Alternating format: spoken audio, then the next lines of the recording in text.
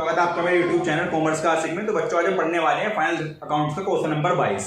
ठीक है बच्चों, मेरे पास जो बुक है वो केजी पब्लिकेशन की है। ठीक है, तो आपके सामने डिस्प्ले पर क्वेश्चन आने वाला है, आप उसका स्क्रीनशॉट ले लीजिएगा।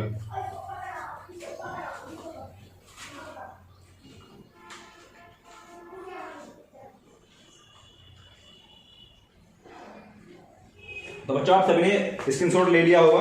तो चलिए बच्चों क्वेश्चन शुरू करते हैं। आइए बोर्ड पर आइए। देखिए सबसे पहले अकाउंट्स, इस क्वेश्चन में पूछा गया है हमारे से कि जो हमें अकाउंट्स बनाना है वो बनाना है हमें 31 दिसंबर 2010 को बनाना है और अकाउंट्स बनाना है हमें फाइनल अकाउंट्स के बारे में बोला गया है। तो फाइनल अकाउंट में बनते हैं हमारे 3 अकाउंट्स। पहला अकाउंट है हमारा ट्रेडिंग और दूसरा है हमारा प्रॉफिट एंड लॉस अकाउंट्स। ठीक है, तो सबसे पहले हम ये 2 अकाउंट्स बनाएंगे। सबसे ऊपर बनता है हमारा ट्रेडिंग अकाउंट्स। इस अकाउंट का जो फॉर्मेट है पार्टिकुलर अमाउंट्स। क्वेश्चन नंबर हमारा 22 है। ठीक है, तो सबसे पहले डालते हैं हम इसमें ओपनिंग स्टॉक। ठीक है, जो कि हमें क्वेश्चन में दे रखा है 4800 रुपए का। देन उसके बाद डालेंगे उसमें परचेज, जो कि क्वेश्चन में देके चल रहा है हमारे 21,350 रुपए की।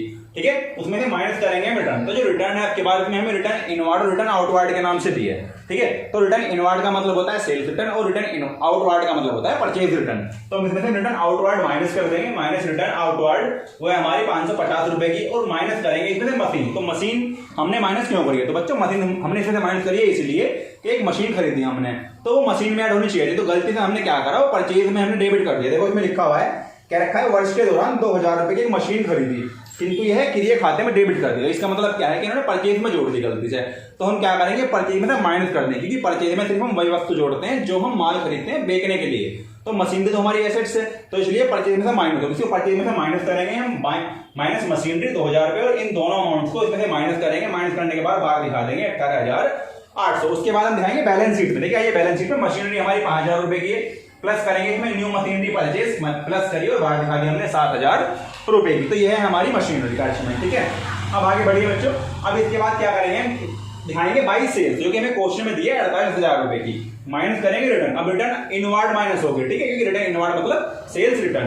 तो माइनस रिटर्न इनवर्ड 930 रुपए माइनस करने के बाद जो वैल्यू बची वो बची हमारी 43,070। ठीक है, अब उसके बाद आएगा इसमें, अब पढ़ते हैं एडजस्टमेंट। तो जो हमारी पहली एडजस्टमेंट है बच्चों वो है हमारी 31 दिसंबर 2010 को रहती है 5200 रुपए। यानी जो क्लोजिंग स्टॉक है वो हमारा 5200 रुपए है। ठीक है, तो मैंने डाल दिया भाई क्लोजिंग स्टॉक 5200 रुपए। एक तो आता है हमारा यहाँ पर और एक आता है बैलेंस शीट में। क्लोजिंग स्टॉक 5200 रुपए, दोनों तरफ ये हमारा आ गया। ठीक है, अब क्या करेंगे, अब पढ़ेंगे हम नेक्स्ट एडजस्टमेंट। तो हमारी जो नेक्स्ट एडजस्टमेंट है वो है 3 माह का फैक्ट्री का किराया, फैक्ट्री की रोशनी और ताप के हमारे पे ड्यू हो गए बट हमने दिए नहीं है। ठीक है, तो जो हमारा किराया है 3 माह का, यानी फैक्ट्री रेंट है, फैक्ट्री का जो रेंट है, यानी फैक्ट्री रेंट देखो ऊपर दिया है हमें 80 रुपए का, लेकिन क्या हुआ 3 महीने किराया भी हमने दिया नहीं है, लेकिन देना तो पड़ेगा। तो हमारे लिए खर्चा है यानी लायबिलिटी है, तो प्लस कर देंगे हमने फैक्ट्री रेंट में आउटस्टैंडिंग के नाम से 30 रुपए, बाहर दिखा देंगे 110 रुपए और ये हमारे ऊपर लायबिलिटी है, इसलिए हम इसको दिखाएंगे बैलेंस शीट में लायबिलिटी साइड किस नाम से, आउटस्टैंडिंग फैक्ट्री लाइट के नाम से 30 रुपए। आगे बच्चों अब आपके बात समझ में आ गई होगी। ठीक है, तो बच्चों अब करते हैं हम आगे शुरू। तो देखिए अब इसमें क्या है, इसमें हमारी और कोई भी एडजस्टमेंट ऐसी नहीं है कि हम इसको प्रत्यक्ष खर्चे से संबंधित हो कि उसको हम ट्रेडिंग अकाउंट में डालें। तो अब हम क्या करेंगे, पढ़ेंगे ट्रायल बैलेंस। तो ट्रायल बैलेंस में देखिए, ट्रायल बैलेंस में क्या क्या चीज हमारे पास यहाँ आने लायक है। तो ट्रायल बैलेंस में जो हमारा प्रत्यक्ष खर्चा है एक तो है वो वेजेस। ठीक है बच्चों, तो मैंने डाला 2 वेजेस कितने रुपए की, हमारी 15,000 रुपए की। इसके अलावा कोई भी हमारा ऐसा खर्चा नहीं है जो हमारे यहाँ पर आएगा। ठीक है, उसके बाद हम क्या करेंगे, हम करेंगे इस अकाउंट में टोटल। तो टोटल करने के बाद हम ये देखेंगे कौन सा टोटल ज्यादा आ रहा है हमारा।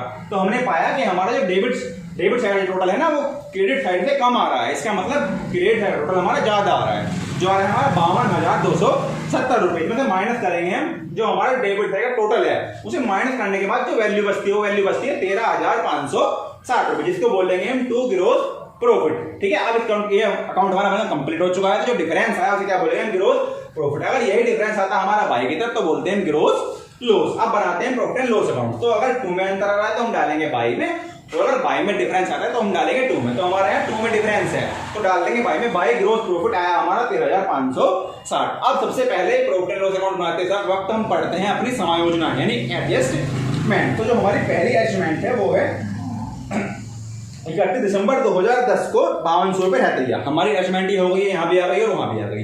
दूसरी एडजस्टमेंट है हमारी 3 माह का फैक्ट्री की रोशनी और ताप के लिए देय भुगतान न किया गया व्यय 30 रुपए। आउटस्टैंडिंग एक्सपेंस हमारे यहाँ पर हो गया और वो हमारा बैलेंस शीट में लायबिलिटी में डाल दिया।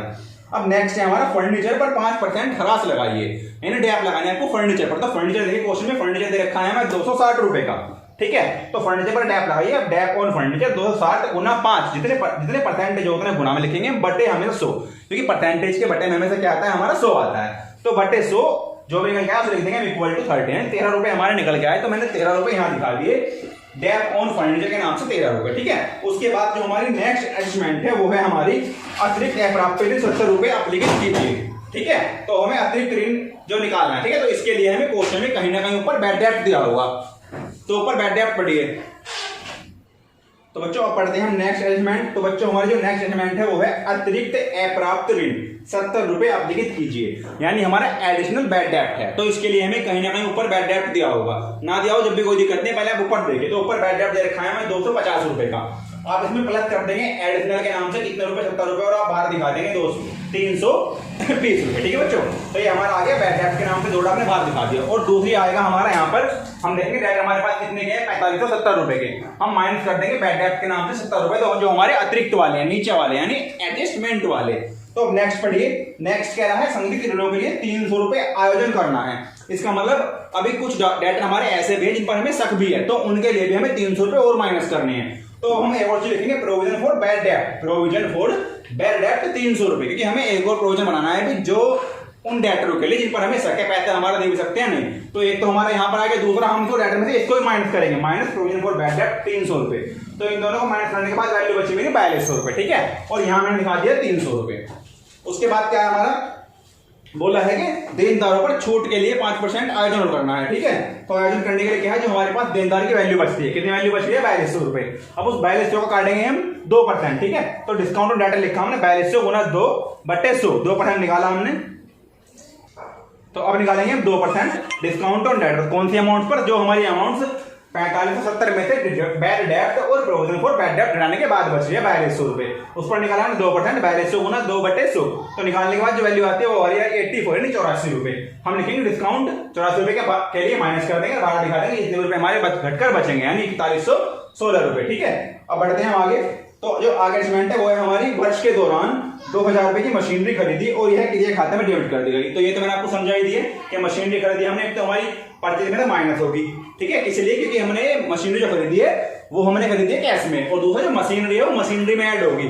हमने क्या करा, गलती से परचेज में ऐड कर दी, तो परचेज में हम माइनस कर देंगे, माइनस कर दिया हमने। और दूसरा क्या करेंगे, हम इसको मशीनरी में ऐड कर देंगे, ये होगी हमारी मशीनरी में ऐड, ठीक है। तो अब बढ़ते हैं क्वेश्चन में आगे, ठीक है। जितने भी हमारे समय हो जाए हमारी कंप्लीट हो चुकी है। अब बढ़ते हैं ट्रायल बैलेंस की तरफ। तो जो ट्रायल बैलेंस है, तो जो ट्रायल बैलेंस है उसमें देखते हैं हमारे कौन कौन से खर्चे अप्रत्यक्ष है, क्योंकि अप्रत्यक्ष खर्चे हमारे आने हैं हमारे प्रॉफिट एंड लॉस अकाउंट्स में। तो बढ़िए अप्रत्यक्ष खर्चों की तरफ। सबसे पहला है हमारा कैपिटल, तो हमारा खर्चा ही नहीं है कि प्लांट एंड मशीनरी। चलिए क्वेश्चन को कंप्लीट करना शुरू करते हैं। कैपिटल हमारी है 4000 रुपए, प्लस करा मैंने नेट प्रॉफिट 10,083 रुपए, जो हमारे इस अकाउंट से निकल कर आएगा, ठीक है। तो मैंने यहाँ पर जोड़ दिया, जोड़ने के बाद वैल्यू आई 14,083 रुपए, ठीक है। अब आ गया ये। अब फिर है प्लांट एंड मशीनरी, तो मैंने प्लांट एंड मशीनरी यहाँ दिखा दी, 2000 रुपए में जोड़ दिया, 7000 रुपए मैंने बाहर दिखा दिए। नेक्स्ट है हमारा फर्नीचर, तो फर्नीचर दिखाया हमने, फर्नीचर पर डेप माइनस करी, करने के बाद वैल्यू हमने बाहर दिखा दी। नेक्स्ट है हमारा स्टॉक हमारा, फिर हमारा मोटर वैन्स, यानी मोटर वैन्स दिखा दो। ये देखिए मोटर वैन्स हमारी एसेट्स में आएगी, ये रहा हमारा मोटर वैन्स, ठीक है। तो मोटर वैन दिखा दीजिए हमें, जो मोटर वैन है हमारी वो है 1200 रुपए की, ठीक है। तो मैंने मोटर वैन दिखा दी।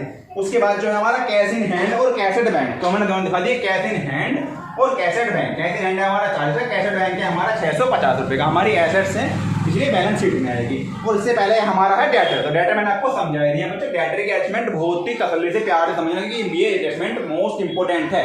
ये मान लीजिए आप डेटर वाली और मशीनरी वाली, इन दोनों में से एक एडजस्टमेंट आपके पेपर में जरूर आनी है, तो इन दोनों को बहुत ही अच्छे से समझ लीजिएगा, ठीक है। अगर समझ में ना आए तो आप मुझसे पूछ लीजिएगा बाद में व्हाट्सएप वगैरह पर, ठीक है, ठीक है। तो अब उसके बाद जो हमारे पास है वेजेस हमारी होगी। अब आइए सैलरी, तो सैलरी हमारा एक्सपेंस है, तो सैलरी दिखा देंगे यहाँ पर टोटल लॉस अकाउंट में 1400 रुपए की। उसके बाद है हमारे पास परचेज हो गया, सेल्स हो गया, बिल्स रिसीवेबल यानी बिल्स रिसीवेबल है हमारी एसेट्स, तो डालेंगे हम इसको बैलेंस शीट में एसेट्स में। तो ये रहा हमारा बिल रिसीवेबल 720 रुपए के, ठीक है। उसके बाद है हमारा बिल्स पेबल, तो बिल्स पेबल लायबिलिटी है, लायबिलिटी में दिखा दो बीपी बिल्स पेबल 560 रुपए। उसके बाद हमारा बिल्स पेबल हो गया। उसके बाद हमारा सन्ड्री क्रेडिटर, ठीक है। क्रेडिटर हमारे दिखा दीजिए यहाँ पर, आपकी लायबिलिटी है तो दिखा दिया हमने क्रेडिटर 5200 रुपए, ठीक है। उसके बाद है हमारा सन्ड्री क्रेडिटर के बाद रिटर्न इनवार्ड हमारा हो गया। प्रोविजन फॉर डाउटफुल डेब्ट्स दिखा दीजिए, प्रोविजन फॉर डाउटफुल डेब्ट्स। अब देखिए ये हमारा डेबिट साइड में ये हमारा है ट्रायल बैलेंस में क्रेडिट साइड। देखिए एक प्रोविजन फॉर डाउटफुल डेट हमारा यहाँ भी आया था डेबिट में, तो डेबिट में तो वो वाला आता है जो हमें समायोजनों में दिया हो, ठीक है, और क्रेडिट में वो आता है जो हमें ट्रायल बैलेंस में देके चल रहा हो। तो लिखा हमने by provision for bad debt 250 रुपए जो हमारा दिया हुआ है, ठीक है। अब जो नेक्स्ट बढ़िए फिर है ड्राइंग, तो ड्राइंग आ जाएगी हमारी कैपिटल में से माइनस होगी, तो ड्राइंग माइनस करी, माइनस करने के बाद जो वैल्यू आई हमारी 13,383 रुपए हमने बाहर दिखा दी, ठीक है।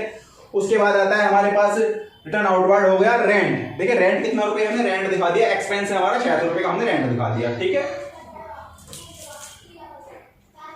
600 रुपए का हमारा रेंट आ गया। उसके बाद फैक्ट्री लाइट हो गई हमारी इंश्योरेंस, इंश्योरेंस दिखा दो आप 630 रुपए का हमारा इंश्योरेंस है, ठीक है, एक्सपेंस है इसलिए। जनरल एक्सपेंस हमारे 100 रुपए के, तो जनरल एक्सपेंस दिखा दिए हमने 100 रुपए के। उसके बाद हमारा बैड डेब्ट हमारा हो गया, ठीक है, और हमारा जो डिस्काउंट है, देखिए डिस्काउंट है डेबिट में भी और क्रेडिट में भी, तो डेबिट वाला debit side by two discount 650 रुपए और क्रेडिट वाला क्रेडिट साइड बाय डिस्काउंट 370 रुपए। अब इसके अलावा जो हमारा अकाउंट है कंप्लीट हो चुका है, ठीक है। अब हमारा जो फाइनल अकाउंट है क्वेश्चन है कंप्लीट हो चुका है। अब करेंगे हम टोटल, तो सबसे पहले टोटल करेंगे हम इस वाले अकाउंट्स का, तो टोटल करते हैं, जिस भी तरफ का टोटल ज्यादा आ रहा हो वो दिखाएंगे हम नीचे। तो देखिए ये वाला टोटल हमारा ज्यादा आ रहा है, तो हमने जो ये वाला टोटल दिखा दिया नीचे, दोनों तरफ दिखा दिया, ज्यादा वाले में से कम वाला माइनस करा, माइनस करने के बाद जो वैल्यू बचती है, ठीक है, उसे बोलते हैं नेट प्रॉफिट। अगर टू तरफ आ रही है और अगर आ रही है बाई तरफ, यानी आ रही है आपकी क्रेडिट साइड, तो होता है हमारा नेट लो। तो देखिए यहाँ पर आ रही है हमारी टू तरफ, तो लिखा मैंने नेट प्रॉफिट के नाम से जितने रुपए हमारे आए वो दिखा दिए। उसके बाद हमारी बैलेंस शीट आ गई, ठीक है। बैलेंस शीट में आपको समझाई दिया, कैपिटल में आप नेट प्रॉफिट जोड़िएगा, ड्राइंग माइनस करिएगा, बाहर दिखा दीजिएगा। क्रेडिटर हमें क्वेश्चन में दिया, आप दिखा दो, बिल्स पेबल दे के दिखा दीजिए, और आउटस्टैंडिंग फैक्ट्री लाइट जो हमारी लायबिलिटी है देना पड़ेगा वो दिखाया। इन सबको हमने जोड़ा तो हमारा जुड़ कर आया 19,173 रुपए। अब इतना आना चाहिए हमारा इस तरफ टोटल, अगर इस तरफ का भी इतना ही आ रहा है तो मान लीजिए हमारा क्वेश्चन है वो बिल्कुल सही है, ठीक है।